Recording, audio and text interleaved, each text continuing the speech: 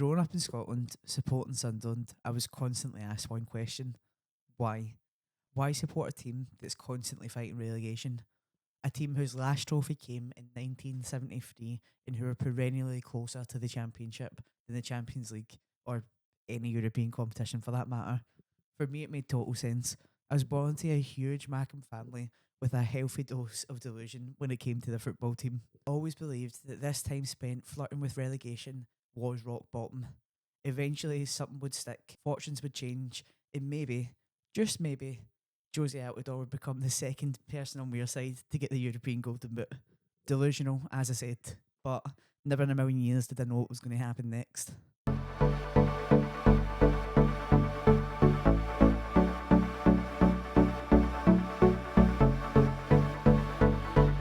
It's summer 2016. There's a lightness in the summer air and a mixture of relief and joy surrounding Sunderland as we just survived yet another relegation at the expense of our fiercest rivals, Newcastle.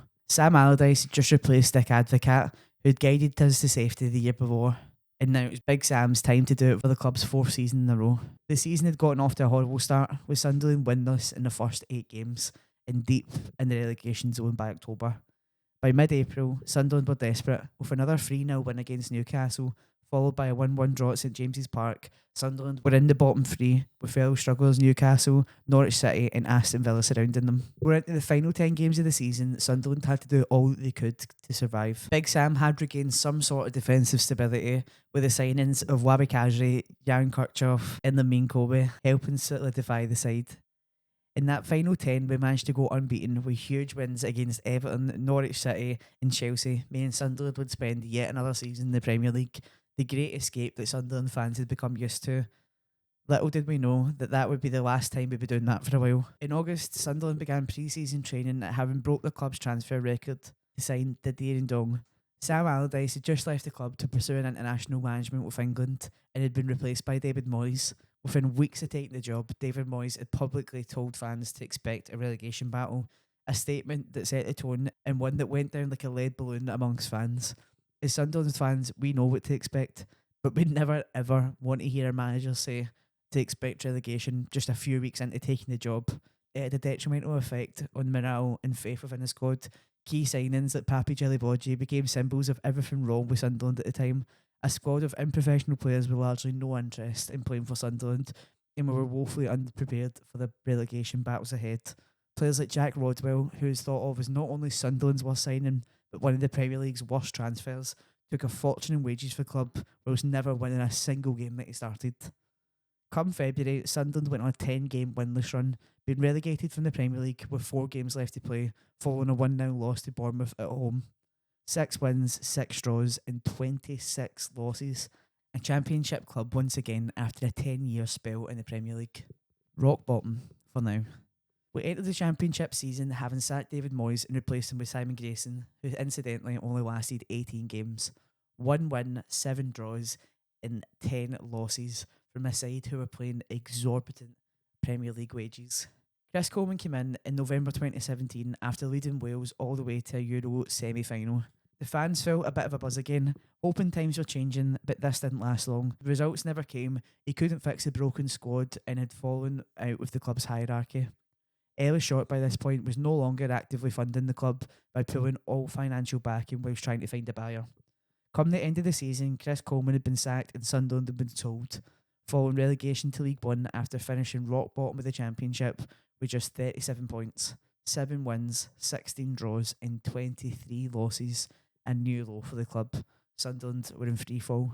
Stuart Donald and Charlie Methven took over as majority owner, chairman and executive director in May of 2017. Stuart Donald originally claimed that he had acquired the club for £40 million, but it later came to light that he'd actually acquired the club debt-free, essentially for nothing, with parachute payments covering most of the cost, completely wiping Ellis Short's debt. Fans watched as Sunderland were asset stripped on Netflix, with some of the most promising talents from the academy being sold, whilst Jack Rodwell stole a living from the club. Meanwhile, Charlie Methven concerned himself with whatever rubbish pre-match song should next be on at the Stadium of Light.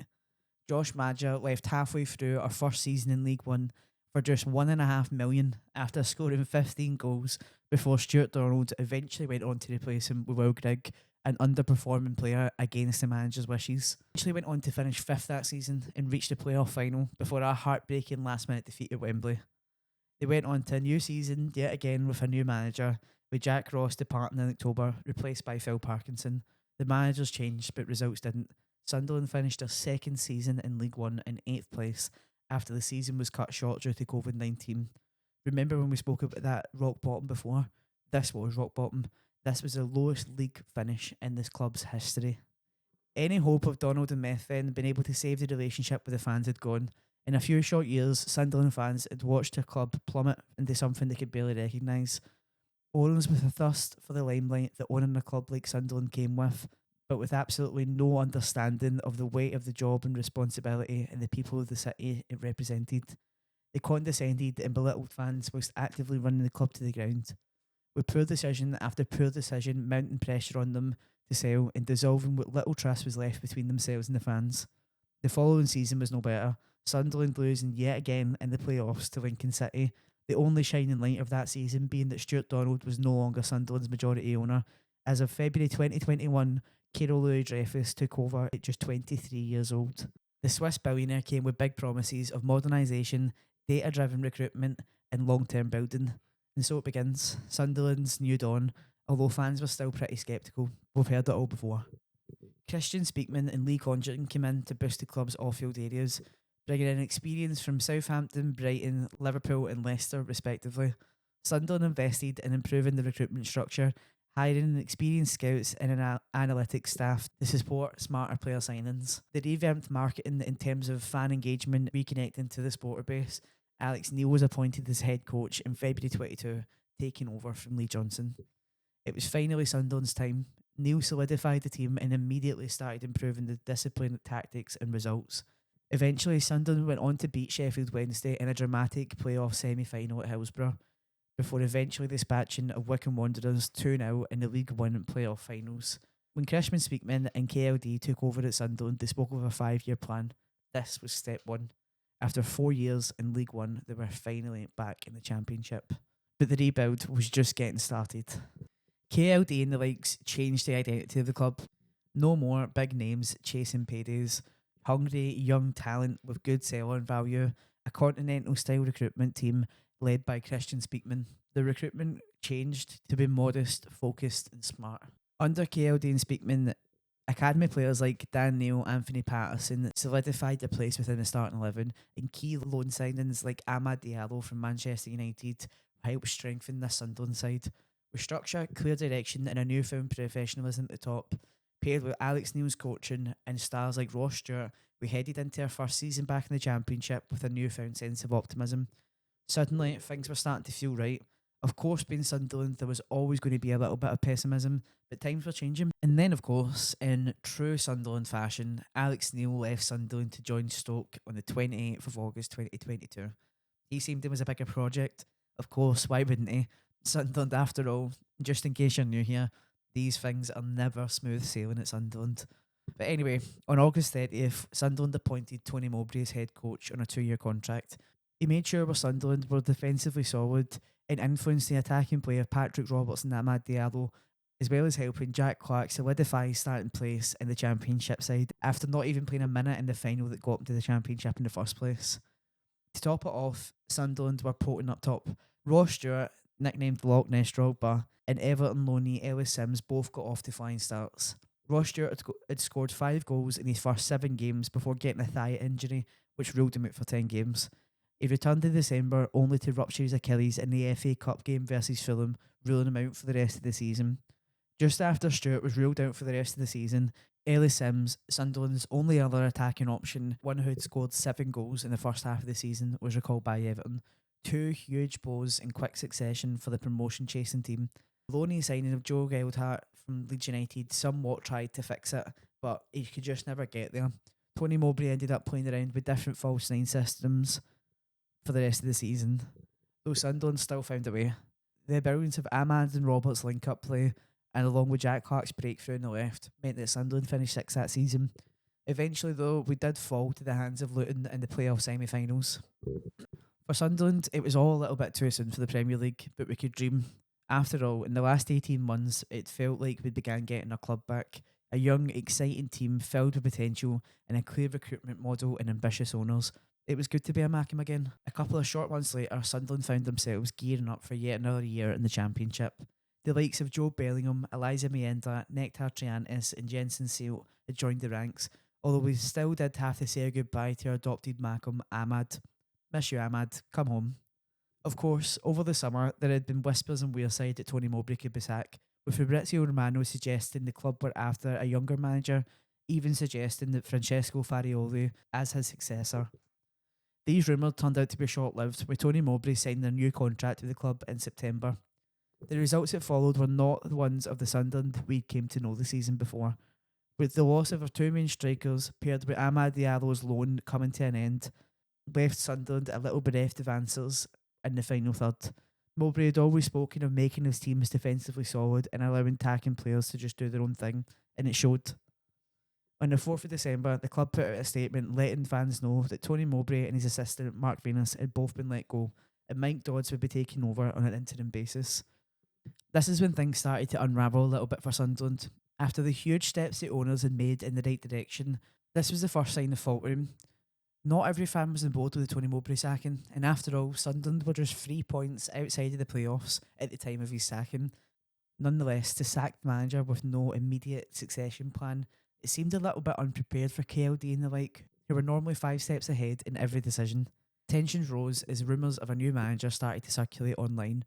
Fans' fears were turned into a reality as on the 18th of December, Sunderland announced the new head coach, Michael Beale. This decision split the fan base, as those who were optimistic about his tenure at QPR were quickly reminded about his turbulent time at Rangers. 63 days. 63 days is how long Mick Beale lasted in the Sunderland hot seat. I'd love to say it was just as easy as not the right fit, that it was just a few bad results and the owners were being rash, but unfortunately, Mick Beale's time at Sunderland was much worse than that. His time at the club reminded all of the Sunderland of old. Whilst the club praised him as being one of the most impressive coaches they'd seen, fans watched as results grinded to a halt. 4 wins, 2 draws, 6 losses, the only wins coming against lesser opposition that a squad of this talent should be beaten. Worst of all, Beale criticised and belittled supporters in the press conferences and was even supposedly the owner behind an anonymous X account regularly arguing with fans. Tensions came to a boiling point around the time of the FA Cup clash with Newcastle. It was the first time the new owners and the fans' relationship truly came to a head, as fans believed that the owners were rolling out the red carpet for Newcastle, their fiercest rivals. Newcastle would be given 6,000 seats in one block behind the North Stand, exclusive access to the Black Cat bar throughout the game. Not only that, but photos had started circulating online that seemingly showed Sunderland had taken down their own merchandise and their own decorations in their Black Cat bar and replaced them with Newcastle decorations instead. It was sacrilegious. To tarnish our supporters' bar with the enemy's colours was deemed unforgivable to many, never mind the 3-0 spanking on the field. On the 19th of February, Mick Beale was sacked, and once again Mike Dodds took charge as the interim coach for the remainder of the season. Sunderland finished 16th place. Anxiety rose around Sunderland fans as it seemed we were starting to slip into our old ways. Was this just the beginning of a long descent back into League One in misery? On the 22nd of June, Regis Lebris was announced as the new Sunderland head coach. The club had taken their time and let Mick Dodds finish out the season as coach without rushing into any sort of decision over who the long-term manager was going to be. Who, Sunderland fans asked themselves as they read the club's statements, after many believing Will Still would be the next man in charge at Wearside. Regis Lebris came in after managing League One side Lorient for the past 2 years and instantly made his mark in the club. In the first month, he got off to a perfect start. All wins, no losses, and the Championship Manager of the Month. Over the season, we've seen Regis take charge and mould this young squad into players of his own. He made key signings like Wilson Isidore and later Enzo Lefebvre and developed already their talent of Chris Rigg, Joe Bellingham, Eliza Mayenda, and led Sunderland to their most impressive form in over a decade.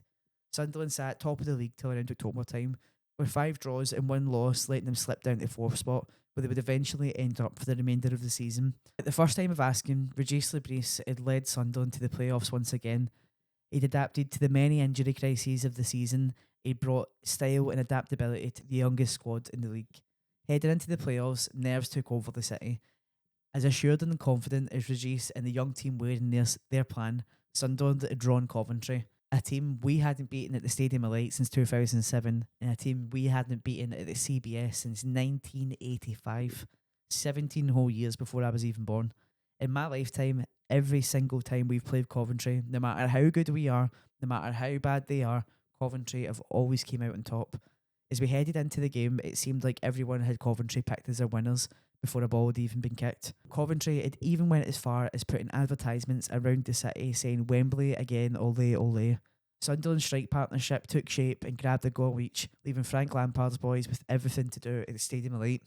As good as a one goal lead was though, Sunderland fans knew not to get carried away. Anything can happen. It's Sunderland. Coventry came flying out the gates, taking charge of possession before eventually levelling the tie in the 76th minute, with Mason Clark sending the game to extra time. Sunderland felt their way back into the game after that, slowly assuming possession and pushing forward.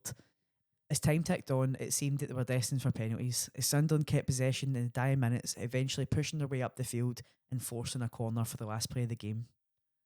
Enzo Lefebvre takes the ball in his hands, walks to the corner flag, kisses the ball before placing it down, takes a deep breath in before stepping back and readying himself. So the ball comes into the box as if it's in slow motion. Dan Ballard finds a bit of room, leaps like a salmon, folds himself like a deck chair, just bows his head enough to stick his head on it and send the ball flying to the top corner. The Stadium of Light absolutely erupted in fans in pandemonium. If they've just witnessed what is the greatest moment in the Stadium of Light's history, players and managers are running onto the field as Sunderland can say they're on their way to Wembley once again. The high that came after that last minute winner felt like it was never ending. The buzz of the semi-final lingered around the city for the 2 weeks that we had to wait for the final.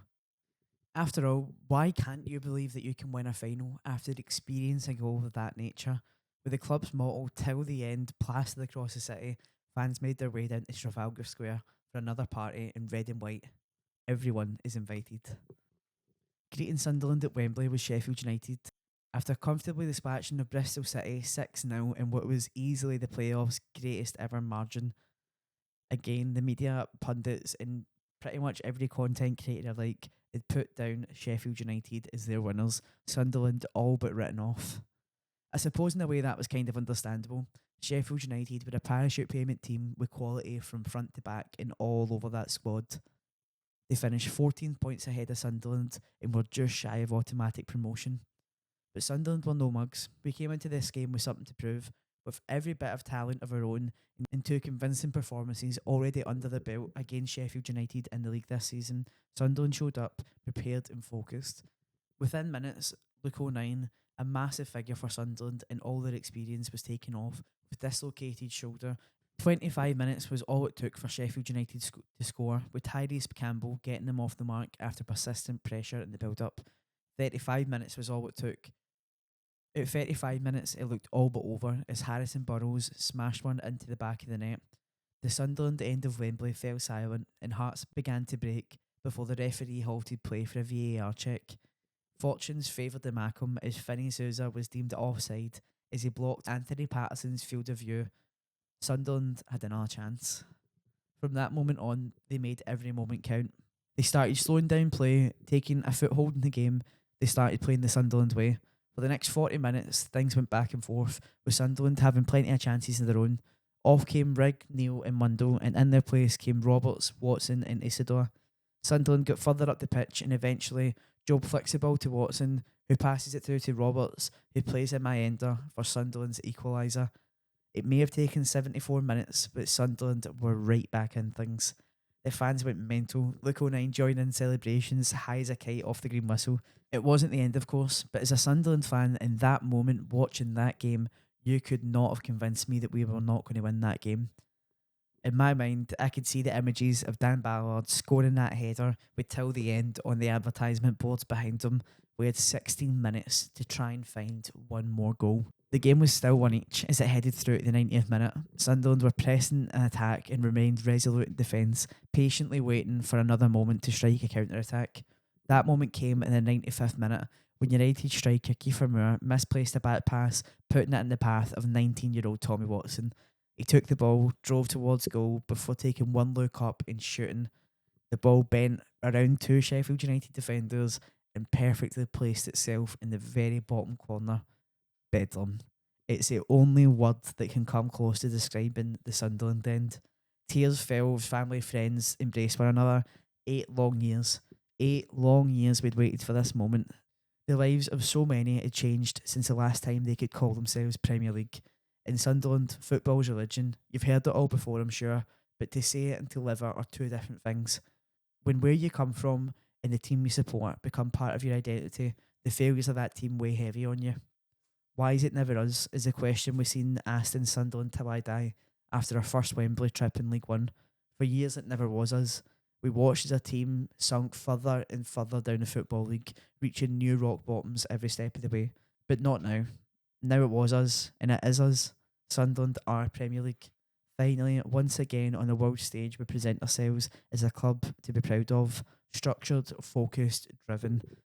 We move on to this season. Sunderland will once again be playing Premier League football under new ownership who are ambitious, disciplined, organised, smart, and more than anything, ready for the challenge. I'm excited to be a Sunderland fan again, and I'm excited for this season and everything that it brings. And I can't wait to finally get that derby back home and away. Away the lads. Come on.